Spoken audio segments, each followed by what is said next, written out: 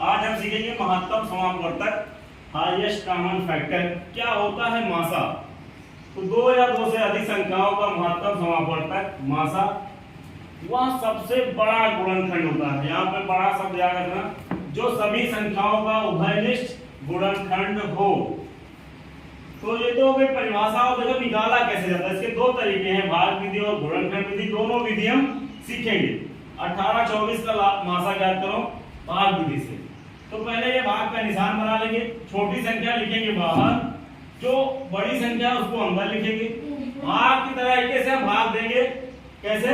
18 जैसे 18 एक बार जाएगा, घटा लिए, यहाँ हासिल गया तो 6 बचा। अब 6 छोटा संख्या है, छोटी संख्या 18 बड़ी है।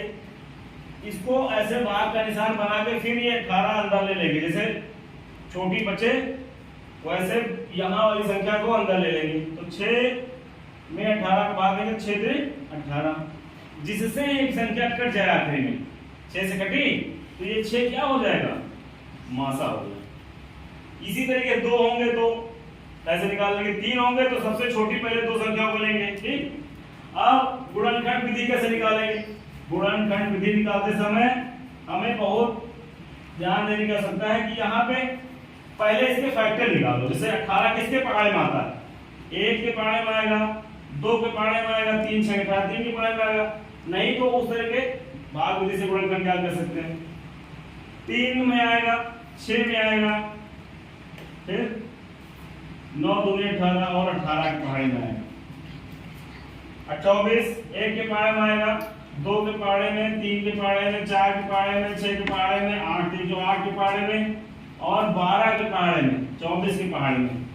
गुणनखंड जितने आएंगे लिख लिए। अब जो गुणनखंड इसमें भी हो और इसमें भी हो, इस वाली संख्या में भी हो, लेकिन हमें ध्यान देना है ऐसे गुणनखंड, हम फिर से बता रहे हैं, ध्यान देना है यहाँ पे ऐसे गुणनखंड जो अभाज्य हो बेटा। कौन से गुणनखंड? जैसे यहाँ पे 1 है तो अभाज्य नहीं है, यहाँ पे अभाज्य 2 दोनों मिल रहा है, देखो ये 2 लिख लेंगे। 3 दोनों में है, 3 लिख लिए। अब देखो 6 भी मिल रहा है, पर 6 क्या अभाज्य है? नहीं है। 6 भाज्य संख्या, इसको नहीं लिखेंगे। अभाज्य दोनों मिले वही लिख लेंगे, बस गुणा करके निकाल लेंगे। वही सेम संख्या का गुणनखंड विधि से निकाल लिया गया, सेम संख्या का भाग विधि से निकाल लिया गया, मासा दोनों का निकल गया। तो हमें मासा दोनों विधि से सीखना है, भाग विधि से और गुणनखंड विधि से।